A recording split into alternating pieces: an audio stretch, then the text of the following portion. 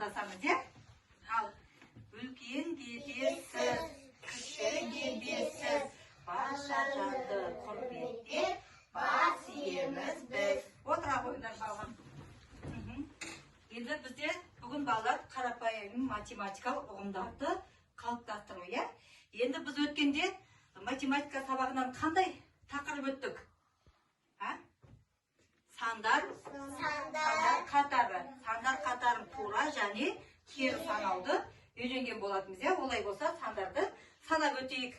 1, 2, 3, 4, 5, 6, 7, 8, 9, 10. Біз қалай санадық санды? Тура санадық, дұрыс айтасыздар. Енді кері санаймыз. 10, 9, 8, 7, 6, 5, 4, 3, 2, 1, 0. Өте жақсы балалар. Енді балалар көршісін тап деген дидактикалық ойынымызды ойнап жіберейік.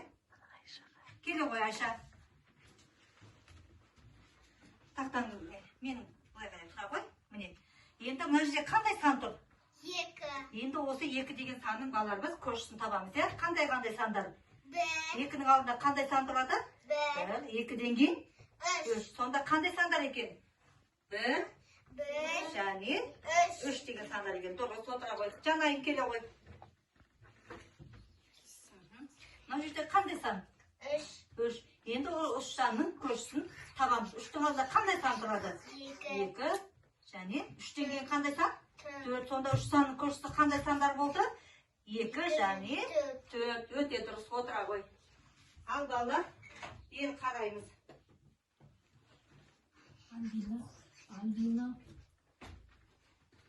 Альбина, тұрш отыр. Сезім келе ғой.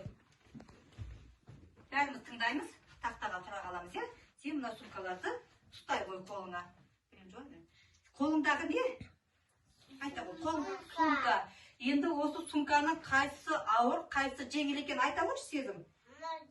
Мына сумкасы жеңіл екен, мына сумкамыз ауыр екен. Өте дұрыс, отыра ғой. Мінекей балалар, біз мына қолымыздағы заттың салмағына қарай заттардың ауыр, жеңіл екендігін қайттық, анықтадық, е? Олай болса балалар, мінекей біз ауыр, жеңіл деген затты күнделікті өмірде де қолданамыз, е балалар? Мына зат ауыр екен, мына зат жеңіл екен деген сияқты, е? Осы күнделікті тіршілікте де өмірде де айтылып жүреді екен. Енді мына суретке назар аударайық. Балалар, көргендерің бар ма осыны? Бұл ненің суреті? Айта қойыңдар. Таразы. Я, осы таразға біз жаңағы дүкенге барғанда да алған заттарымызды осы таразы арқылы өлшеп алады екенбіз, е? Мына суретке назар аударайық. Міне, таразы. Таразыда не тұр балалар?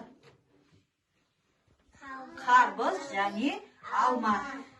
Енді қараңдаршы балалар, біз зат алу үшін таразыға өлшеген кезде затымыздың жаңа ауыр зат болса таразымыздың басы төмен түсіп тұрады, жеңіл болса жоғары көтеріліп тұрады екен, е?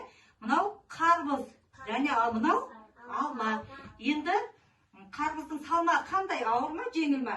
Ауыр, дұрыс айтасыздар. Алманың салмағы жеңіл екен, е? Өте жақсы.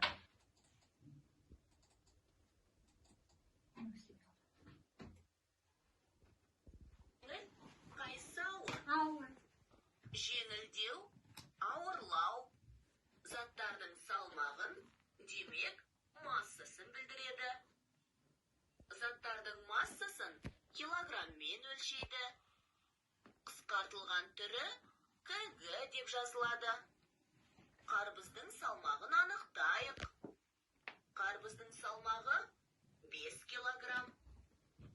Бір қап картоп 50 килограмм. Кәмпиттің салмағы 2 килограмм.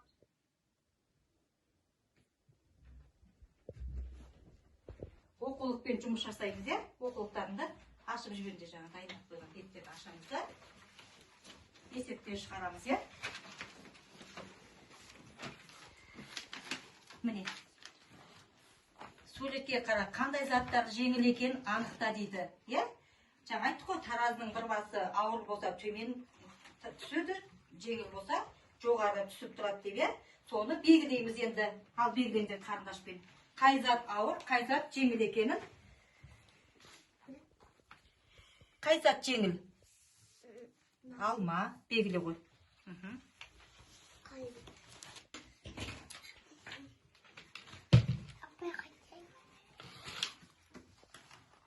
Жеңіл заттарды ғана бояйды екенбіз, иә балалар?